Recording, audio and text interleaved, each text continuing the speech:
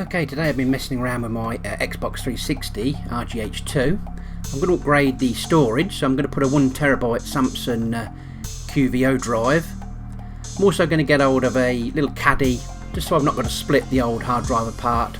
Just buy a nice cheap little caddy off eBay, just so that I can put it all together and transfer everything over. This process can work on retail Xbox 360s or RGH.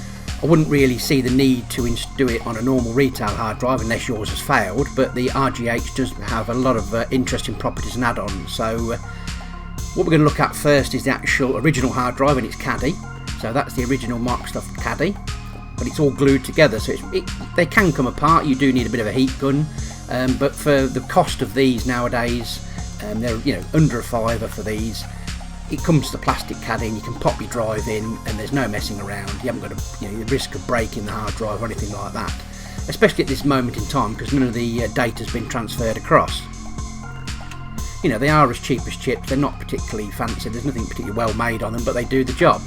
So that's the new SSD in its caddy, and it looks pretty good. There's no reason I wouldn't recommend putting the drive into the Xbox without one. I think that holds it quite nicely, just as good as the original really. So with those done, I'm going to pop the hard drive back into, the new hard drive back into the Xbox 360. So what we're going to do first is we're going to format it. So if you're RGH, you need to get your original dashboard up, but obviously if you're not RGH, you will only have that standard dashboard. When you click format, the Xbox will request the serial number of that particular Xbox, and they're all different and individual obviously. So your console serial number is underneath the USB flap at the front of the Xbox. All you have to do is get a pen or a key or something like that and just lift the flap up, and there you can see there's my console's serial number. All you have to do then is transfer that number into the software, and basically what this is doing is just marrying the hard drive then to the actual console. Once you click done, the system will then continue to format and write that number into the hard drive so that everything is married. So this makes the initial process obviously a lot easier than having to do this manually. Here you can see the drive's formatted, 926GB free.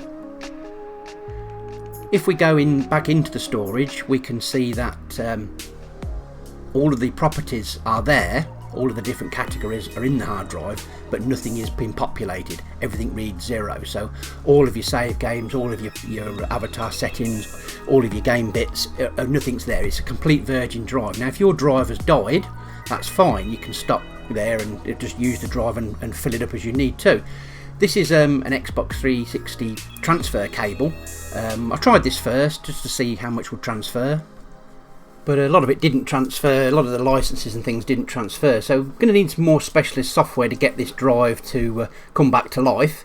There are hard drive images and hard disk drive hacking softwares that you can run through and repopulate the drive all in one go. I wanted to do it this way, just so that I thought it'd be much more compatible, especially with these bigger hard drives. So this particular bit of software, FATXplorer, it's a paid for software, and there's a 7-day license. It's a very good tool. It allows you to partition the drive, back up the drive, copy over the drive bits and bobs. But one of its coolest features is it allows you to mount the drive so that it's accessible in Windows, so you can actually drag and drop files directly on there and use other software as well. So a really cool program, and I recommend using this to get things going. This is the drive mounted onto the PC, so this is the games folder. I'm using this 360 ISO extract program. That allows me to take a disk image and extract it so that the RGH software can read it easily in its menu. Puts the individual files on the hard drive. You can batch load it, so you're not doing individual games one at a time, which was quite nice. I just selected some of my saved games and then obviously let it do it all overnight.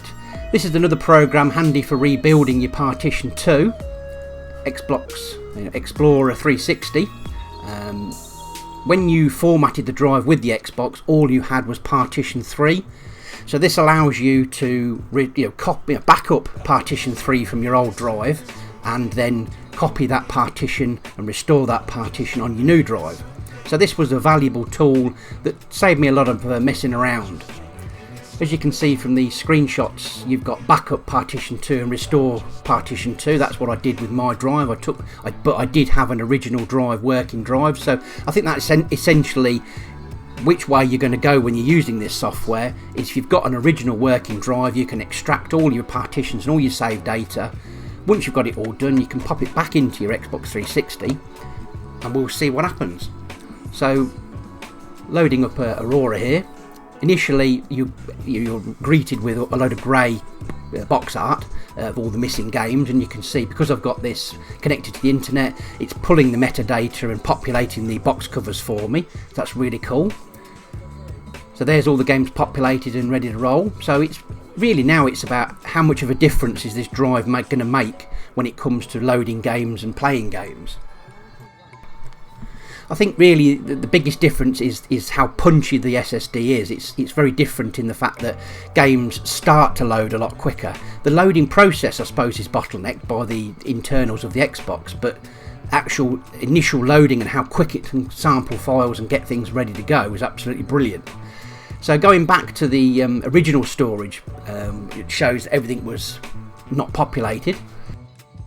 By transferring everything over with these nice little programs, I've managed to transfer all of my data over and have a working populated drive. Renewing that partition 2 was obviously the essential ingredient, and it's allowed me to, as you can see, populate all the necessary components to bring the Xbox back to life. So I hope you enjoyed that little look over of upgrading putting an SSD in a Xbox 360, and thanks for watching, and I'll catch you again in the next video. Bye for now.